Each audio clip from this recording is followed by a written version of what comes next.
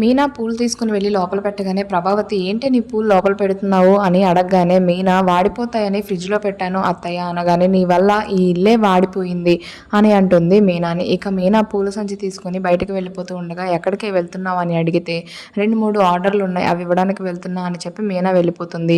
అలా వెళ్ళిపోగానే ప్రభావతి షాక్ అవుతుంది. ఇక వాళ్ళ అమ్మ ప్రభావతి వాళ్ళ ఇంటికి రాగానే ప్రభావతి మర్యాదలు చేసి శృతి వాళ్ళ అమ్మని కూర్చోబెడుతుంది. ఇక బయట నుంచి ఒక అమ్మాయి పూలమ్మాయి పూలమ్మాయి అనుకుంటూ రాగానే ప్రభావతి పూలమ్మాయి ఏంటి పూలమ్మాయి మీనా లేదు తర్వాత రాపో అని అంటుంది. తను లేకపోతే ఏమైంది నువ్వివ్వు అంటుంది ఆ అమ్మాయి. ఇక ప్రభావతి పూలు ఎన్నున్నాయో కొలిచి తనకి అమ్ముతుంది. ఇదంతా చూసిన శృతి వాళ్ళ అమ్మ 200 బయటకు తీసి నాకు కూడా 200 పూలు ఇవ్వండి అని ప్రభావతిని అడుగుతుంది. ఇక ప్రభావతి షాక్ అయిపోతుంది. శృతి వాళ్ళ అమ్మకి 200 రూపాయల పూలు ఇచ్చి తను ఇచ్చెళ్ళిన 200ని అలానే చూసుకుంటూ నించుంటుంది. ఇక తర్వాత రోహిణి ప్రభావతితో నా దగ్గర ఒక మంచి ప్లాన్ ఉంది అత్తయ్య అని చెప్పగానే ఏంటి ఆ ప్లాన్ ఏంటి అని అడుగుతుంది ప్రభావతి.